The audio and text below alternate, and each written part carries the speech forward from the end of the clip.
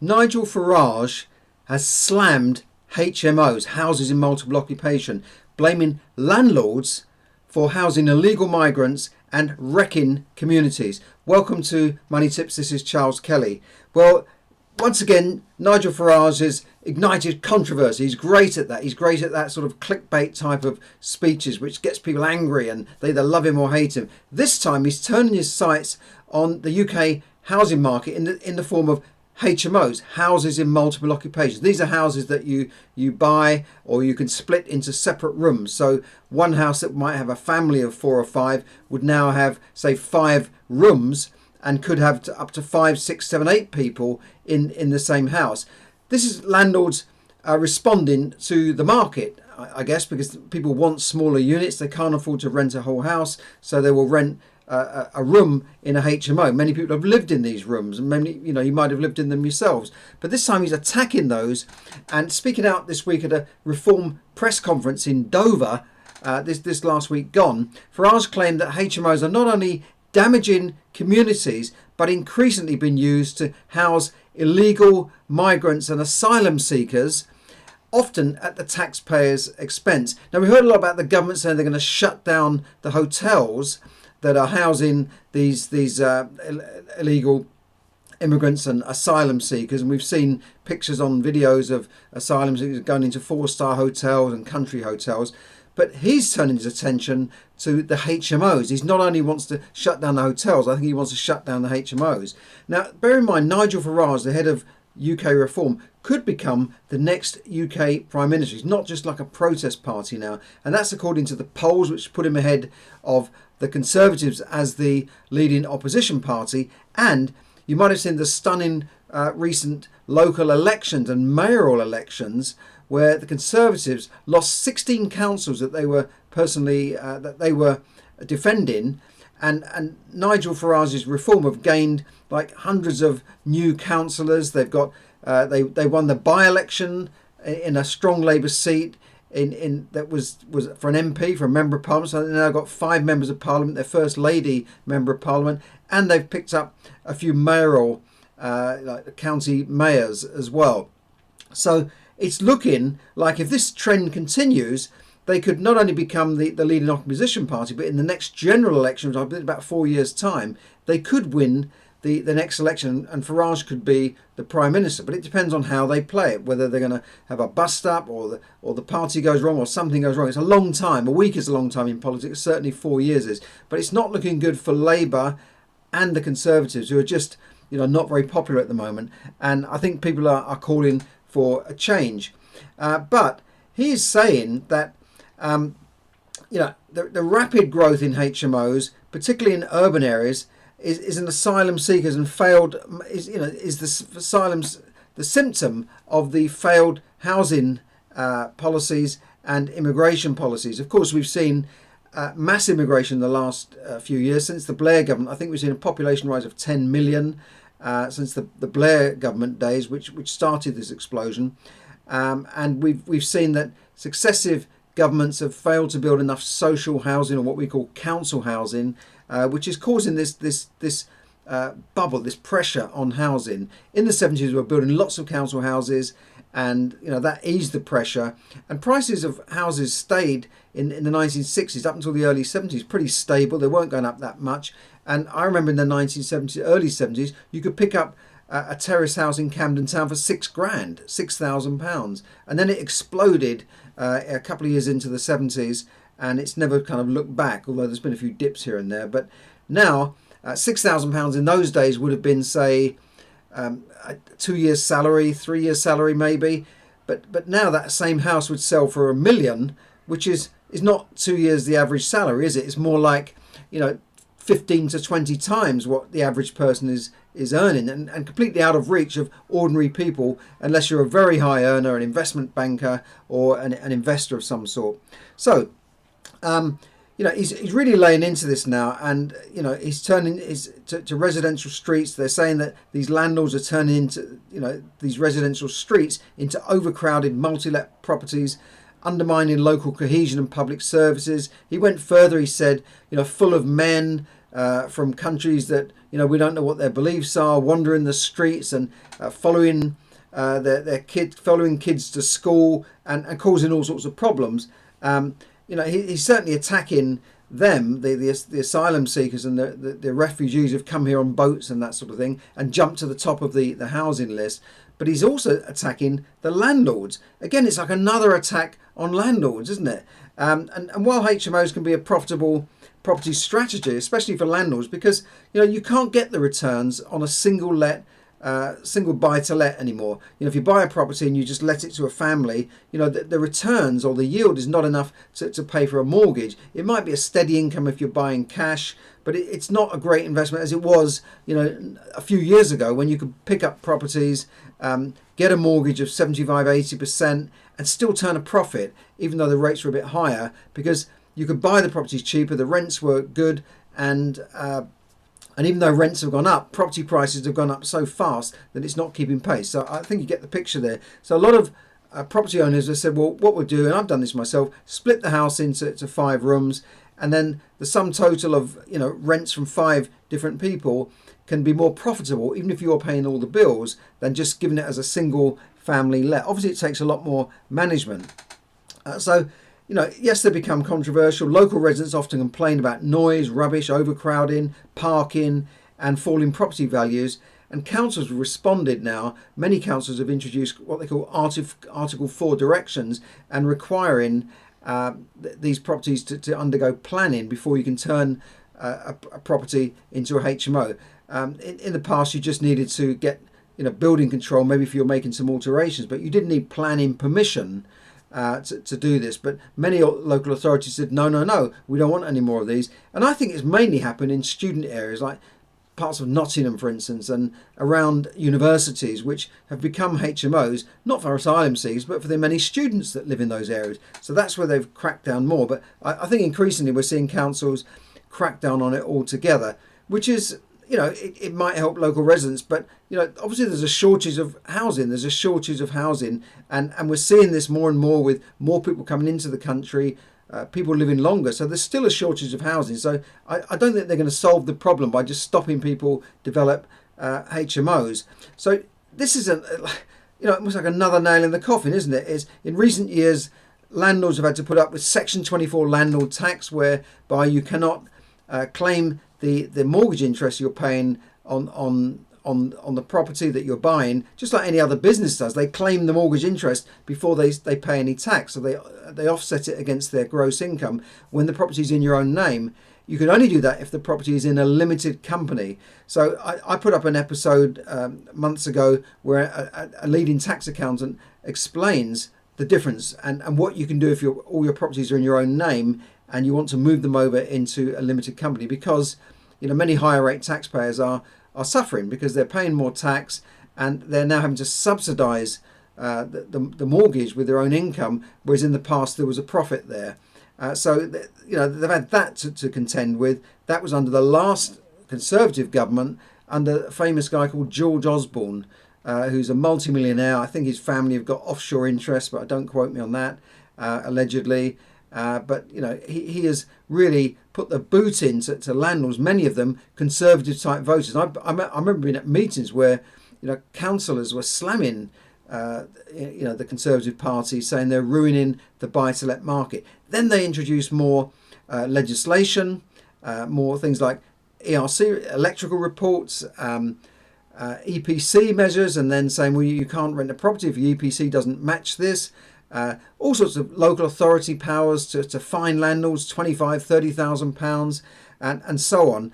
So we've had increased red tape and reports to do, health and safety, fire risk, and all these sorts of things have come out in the last few years, and increased taxes as well, because they took away things like wear and tear allowance. And in the meantime, stamp duty has of course risen dramatically to where it's almost not worth buying something, because the stamp duty and the 3% surcharge, which has gone up again, has just killed parts of that market. So now landlords are facing a further threat. What is this? Labour's Renters' Rights Bill, which will see the end later this year to the Section 21 no-fault evictions. This is where you can give somebody a notice, a Section 21 notice, say we require this property back in 2 months' time. They're blaming again landlords for homelessness and for the housing issues. Again, it's the poor old landlord that gets it in the neck because the government have failed over and over again to build enough social housing, and they've really fucked up the whole market, in fact. So they're blaming landlords, and landlords are about as popular as MPs. They're about as popular as estate agents, and that sort of thing. They're really down on the popularity list. Everyone hates us. So I get a lot of the comments on my YouTube videos. Landlords, parasites, and blood sucking parasites. You should all go to hell, and that sort of thing. So everything's down on us now, and I did an episode on that as well, the Renters' Rights Bill. And you can see that I'll put a link up to that on my YouTube channel. But again, this was actually introduced at the end of the last government. They were going to bring in something called a Renters Reform Bill, which wasn't as bad as the Renters' Rights Bill, because the Renters' Rights Bill was going to introduce all sorts of stupid things, which it will kill the market, just like they did in the 60s when they brought in the laws that said you can't evict anybody, you can't put the rent up ever. And this is kind of the way they're moving. So you're going to have open-ended tenancies, very hard to evict tenants who are not paying their rent. The courts are all clogged up. So it's going to, having to consider having a pet in your house, not being able to discriminate and say, well, I don't want people on unemployment benefit in my property. It's absolutely bonkers and crazy. The buy-to-let market has worked very well for the last 30 odd years. And now they're screwing it up, as governments do, F it up. So in my next episode, I'm going to tell you why I'm getting out of this type of buy-to-let property after the 30 years.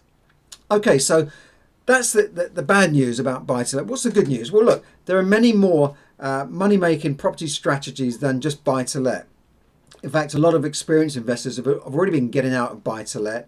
And, it's not just the old tired landlords getting out of it, but there are lots of people saying, well, the government doesn't clearly want us doing buy-to-let, so let's move to something they do want us to go to. So that could include office residential, office commercial to residential conversions to create more properties. Buy, refurbish and refinance, or buy, refurbish and sell on and flip. There are those sort of strategies. There are commercial strategies. A lot of experienced former landlords and residential landlords have moved into commercial, where you can get full repairing leases. You can get guaranteed rents from companies that repair your property if it goes wrong. They maintain your property. You don't have any hassle. If they don't pay their rent, you can very easily remove them because it's a commercial lease. So a lot of landlords have moved into that. And in fact, commercial leases are what is required if you're leasing your properties out to, say, a housing association or the likes of Serco, which then will put people in there and they will take on the property for 5 years. So these are commercial type leases. They're not the same as buy to let, but that gives the landlord more security. It might give them a lower rent, but then they don't have agency fees and voids and repairs to do and phone calls on a Friday night saying the boiler's broken down. It's been leaking for about 5 days now. I don't know why, but now it's broken down, and it's a Friday night. And why didn't you tell me this on Monday? I could have got a plumber out or a heating engineer to fix it. Now my guys are probably away playing golf tomorrow.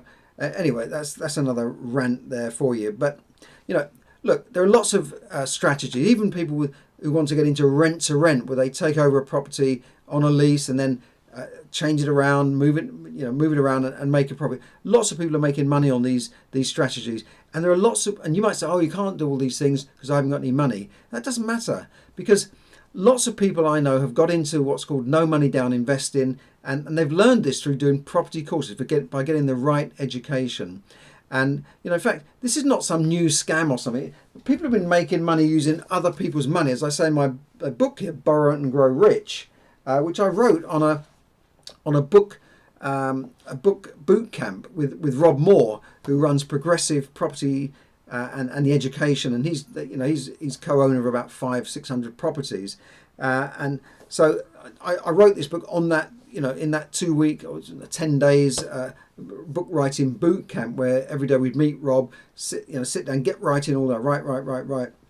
and so on. So that book's available on Amazon, not just a plug for my book, by the way, but it talks about over centuries how governments and companies and people and wealthy people have used other people's money to make fortunes. They didn't use their own money. So yes, you might need money to do some of these things, but you can get other people's money. Now, I've been on some of the courses with Progressive, and I met Rob, of course, and people like Kevin McDonald talking about no money down, and these things work. I've used them, and I've met, the reason I mention this is I've met younger people than me that have been in property for like 5 minutes, and then suddenly, they're racing ahead of me. They've bought all these properties using other people's money, and they've developed things, and they're doing really well, and good luck to them, great. But the reason I like the Progressive courses is that they're run by people who know what they're talking about. They've made millions, multiple millions out of property, sometimes using very little or hardly any of their own money, and they know what they're talking about. So if you're interested in those things, I'll put a link up to their courses, and you can have a look at those. There are lots of property gurus out there, but these guys are the real deal. They're not someone who's just bought a couple of properties and then suddenly they're running a property course. As I said, Rob Moore has he's bought hundreds of properties. Kevin McDonald's have brought hundreds of properties. He knows what he's talking about, and he can pass this information on to you so that you can get the right education. Don't just go out and buy something. Get the right education, and then go from there. So have a look at the link. Yes, it's an affiliate link, so I will get a small amount of money if you do take on one of their courses. If you don't want me to earn that money, it's not going to change my life, by the way. It's not life-changing money, but if it will change your life if you do these things. But they've got lots of free webinars, so check out their webinars, check out some of their other stuff, and then decide for yourself what you want to do. Okay, thanks very much. I'm sorry it's a bit of bad news, but don't despair too much. There are lots of strategies out there where you can make money in property. Why? Because property is still a good investment. You can use leverage, right? Leverage other people's money to buy property. You can't use leverage if you just want to buy stocks and shares. I think I'll have a flutter on the market. Will the bank lend me money and hold the shares as security? No, they won't. But they'll hold the property as security and lend you money. Investors will give you the money to buy and develop property. Bridging finance. There's all sorts of finance. This is what you learn on these courses. So do take this up, and go with it. So it's not all doom and gloom. And don't forget that people need somewhere to live. The population in the UK is growing, as I said, and will continue to grow over the next few years.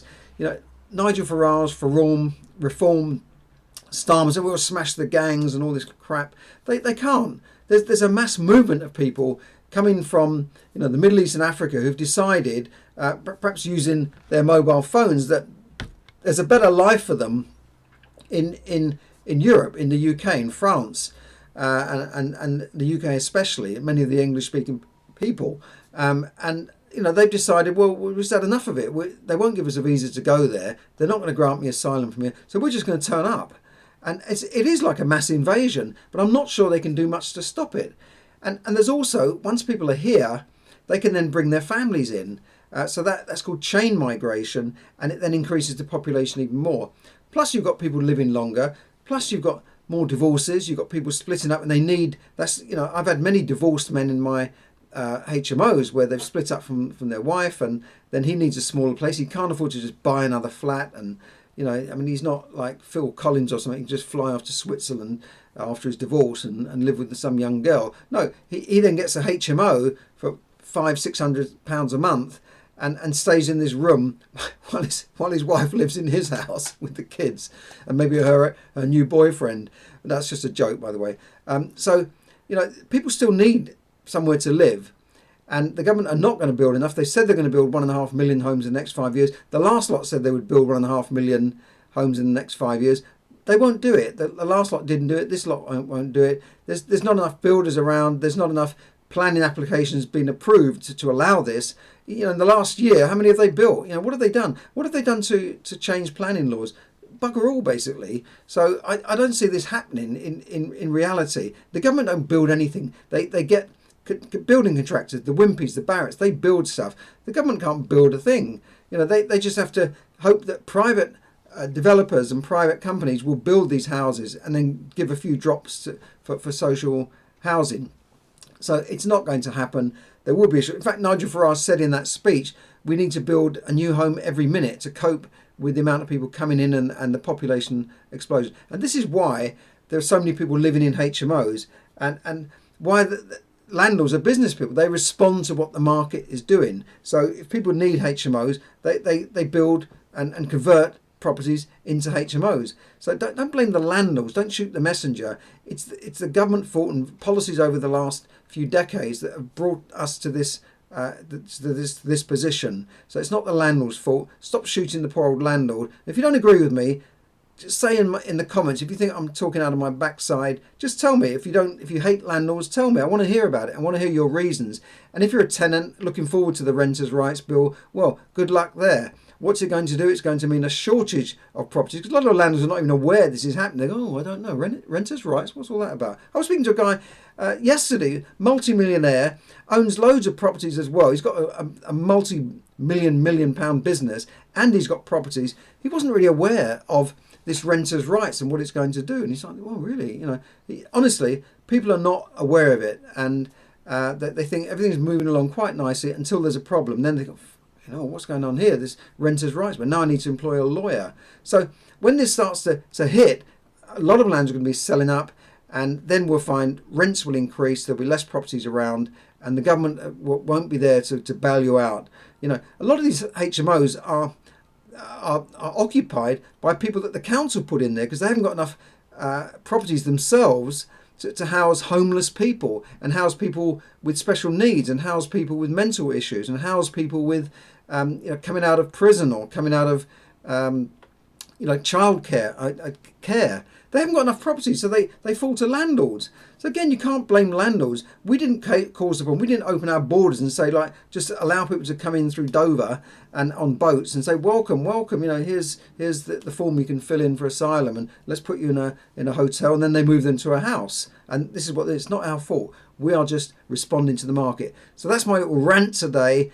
But you can check out his video on YouTube. You can find, I'm sure you can find the actual wording he said. But now they're attacking landlords. So we've got the Conservatives attacking landlords, Labour big time attacking landlords, and now we've got Reform attacking landlords on HMOs. Where does it all end? I don't know. But there are other strategies. Check out the training and get yourself educated. Property is still a good market to make money in this country, and I still believe in it.